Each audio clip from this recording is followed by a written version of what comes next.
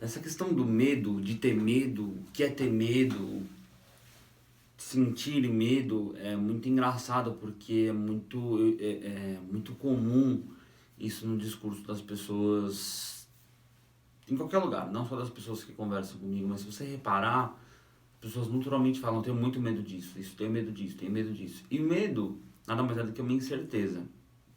Agora, basicamente na minha cabeça tem duas maneiras de você tem dois tipos de medo. Um medo é aquele medo de...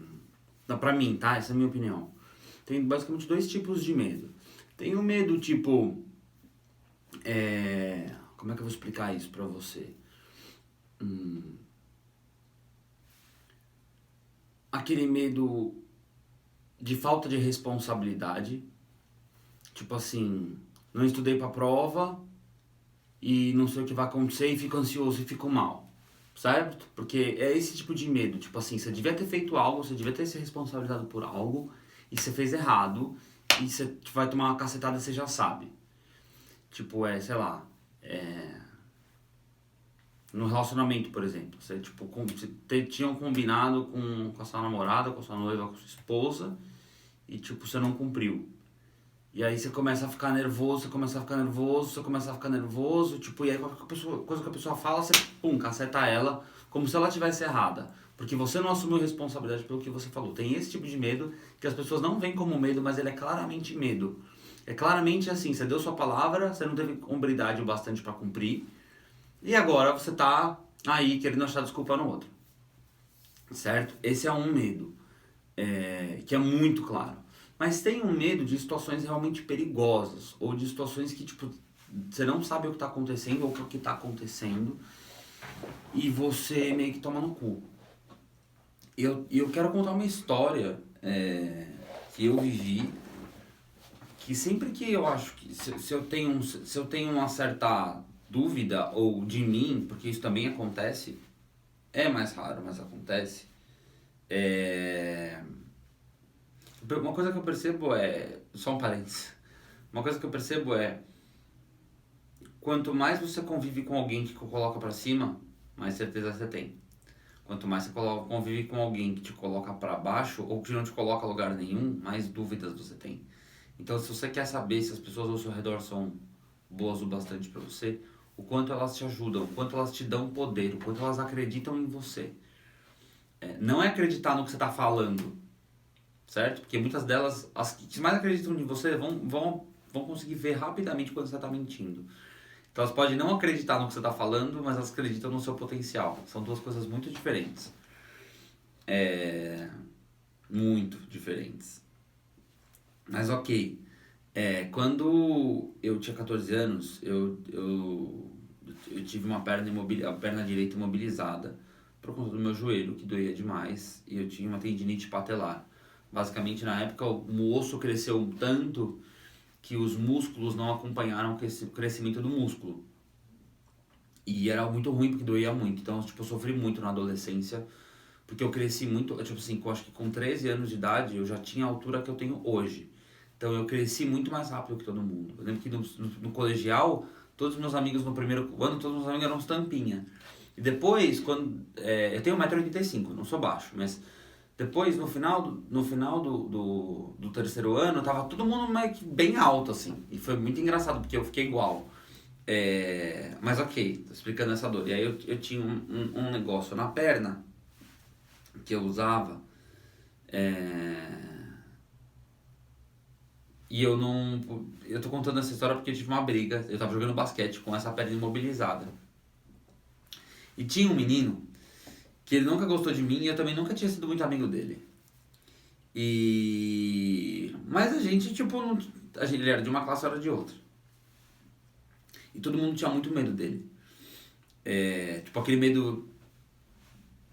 O medo da televisão. O medo que a TV fica pondo medo, medo, medo, medo, medo, medo, medo. E você não vê o bicho pegando fogo, mas você tá com medo porque tá com medo. Ok. É medo de mídia, sabe? Tipo, todo mundo tá falando. Mas você não vê o problema, mas todo mundo tá falando.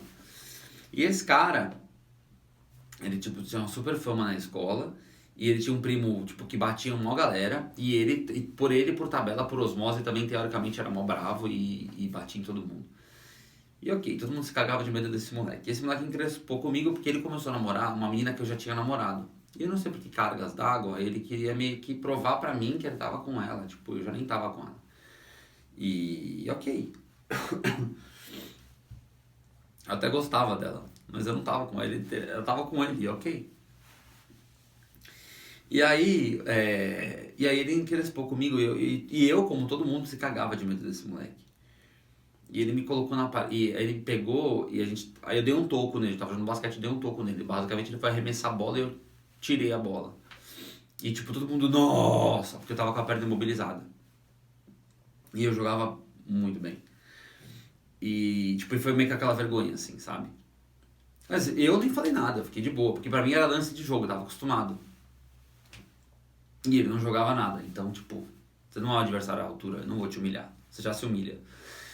E aí esse cara veio me bater, ele tinha um relógio G-Shock bem grande, um branco, nunca vou esquecer. Ele nesse meio tempo, ele conseguiu tirar o relógio do pulso, pôr o relógio na mão e, tipo, me dar um soco assim de lado, e esse soco passou na minha testa e fez um risco na minha testa, assim, e rasgou minha testa.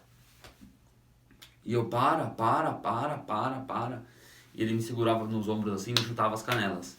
E eu, para, velho, para. Puta bunda mole do caralho, né? E acho que é essa coisa bacana. Acho que essa questão do medo, assim. Quando você toma muito no cu, eu já tinha tomado vários bicuda, fora a vergonha, fora o risco na minha cara e o sangue. Tipo, eu não tava jorrando sangue, mas tinha um sanguinho. Tipo assim, é matar ou morrer. E acho que isso que você tem que se tocar. Isso que você tem que se dar conta. Eu não sei como, até hoje eu não sei explicar. Eu tipo, empurrei ele com a perna imobilizada. A gente tava no fundo da quadra e o fundo da quadra dava uma parede. Era uma quadra bem bosta, assim. Era uma quadra bosta da escola. E eu fui empurrando e dando soco nele até o meio da quadra. Eu dei tanto soco nesse cara, eu nunca tinha brigado. Eu dei tanto soco nesse cara, ele é da mesma altura que eu, ele era e mais largo. Outro dia eu até encontrei ele na rua e falei, caralho, esse maluco é grande. É, eu sei que eu bati tanto nele, eu tava tão na adrenalina do jogo, do negócio, que eu peguei ele, tipo, uma hora ele abaixou a cabeça, eu peguei ele aqui, tipo, eu batia. Eu lembro que enquanto eu batia, eu tinha medo de que se eu soltasse, ele ia me bater. O que eu quero te dizer isso não é que eu respeitava uma pessoa, eu tinha medo de uma pessoa, do que ela podia fazer comigo. Ela fez comigo o que eu não gostei, até um ponto onde eu reagi, e depois que eu controlei, tipo, enquanto eu tava brigando eu não pensei, mas depois que eu controlei a situação, e eu me senti numa zona de conforto, de novo me veio o medo. Do tipo, se eu soltar, será que ele vai me bater depois? Eu soltei e esse cara caiu.